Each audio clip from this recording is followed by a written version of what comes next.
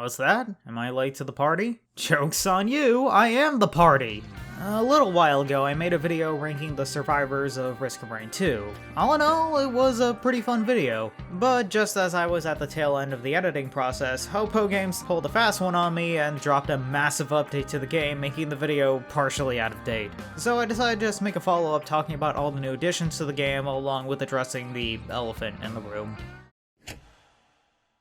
Unlike a lot of my regular videos, this one did get a noticeable amount of feedback in regards to problems that the video had, and since I'm talking about the same subject more than once, I'll just take a hot minute to address the few criticisms that I got. Specifically, me mentioning that Malty's movement speed was painfully slow, which is actually wrong. According to the in-game information, as well as the fan wiki, all the characters move at the same base speed of 7 meters per second. When I was looking online to confirm this, I found some forum posts that showed that this is a somewhat common misconception that casual fans have made, since the animation for Malty doesn't properly convey how fast the run cycle is compared to other survivors like the Huntress, for example. Someone also asked why I didn't bring up the full loadout of each character, since a handful of these unlocks legit feel like direct upgrades, as opposed to the side grades that they look like.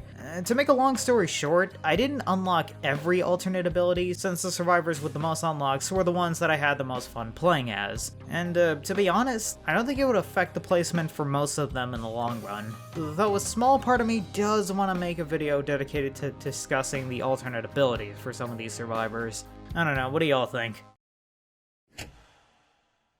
Like with every update, many of the changes consist of a million small things whose effects can only be noticed if you put the pre-patched and the post-patched gameplay side by side. So to save myself the tedium, I'll just go over all the changes that I actually noticed. Commando was given a noticeable stat increase, with his primary attack firing at the rate comparable to when he got the soldier syringe, so the power gap between him and the other survivors is much smaller now. Malty got a new special where his multiple loadouts is traded for dual wielding, which is pretty sick. Mercenary got a new dash attack that deals more damage, along with tagging enemies, but you can only use it once. Loader ditches the pylon for a ground slam that hits pretty hard. Rex gets a new machine-themed heal move, which looks okay, I guess. And Captain gets one of the best or worst abilities in the game in the form of a tactical nuke that has the caveat of taking half a century to drop, and also it can hurt you at the same time. Also, the fungus was actually made usable now, only taking half an eternity to activate as opposed to a full eternity, so thanks Hopo. Wait, they changed the effect of the stake? Yeah, never mind, I hate this game now. But seriously though, the numerous quality of life changes to the items is very much appreciated. Alright, let's stop babbling on about all the old content and let's start talking about the new survivor added to the game. Alright, that was added to the game as well. Well, everybody's heard about the bird. Now, is it a stretch to talk about the Heretic as if she's a new survivor? Well, absolutely!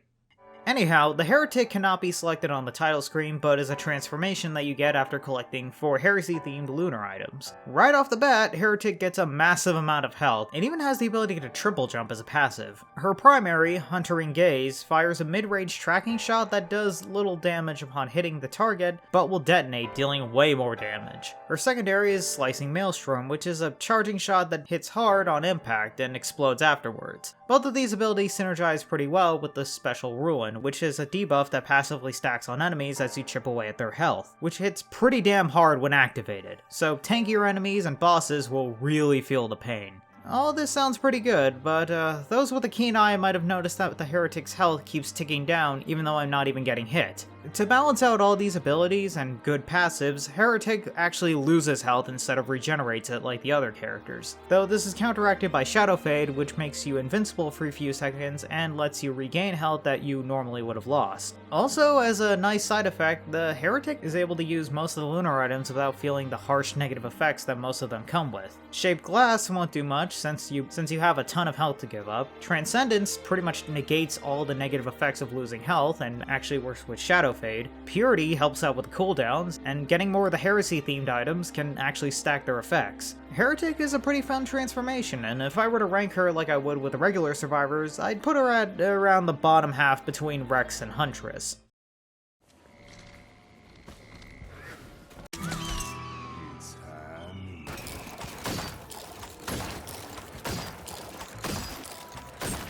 Bandit is pretty damn good. So good that I have the confidence in saying that if Hopo adds more survivors to the game, then most of them will make future rankings of all the survivors a lot more difficult for all the right reasons. Bandit's main gimmick is having a 100% chance of dealing critical damage if you hit enemies from their back, with the caveat being the fact that you're limited to 4 shots before needing to reload. There's also the small issue of some enemies lacking a definite shape to specify what you're shooting at is either their face or their ass, but looking to see how they move will help out with this. This shift lets you activate a personal stealth kit to turn invisible and quickly run behind enemies, which helps out with dealing critical damage. Though the most interesting part of Bandit's kit comes in the form of his M2, which lets you backslash at the enemies, and if you hit their back, you'll give the enemies the hemorrhage status effect, making all your attacks deal 2000% of their initial damage, so bosses won't last too long with Bandit around. Though what I consider to be the best part of this kit is Bandit's special, Lights Out. Make it so all cooldowns on your skills get reset if you finish the enemy off with one revolver shot.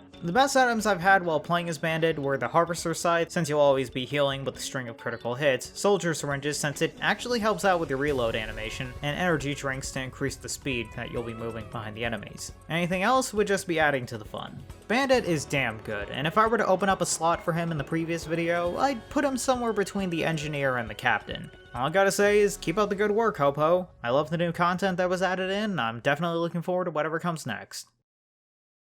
Oh, and anyone who's subscribed to my channel wondering what's coming up next, I'm currently working on an opinion piece video, and then expect a review of an indie game to follow after that. Anyhow, this has been the Renegade Master, and see you in the next video. Oh yeah, by the way, I got a Discord and a Twitter. Go follow them.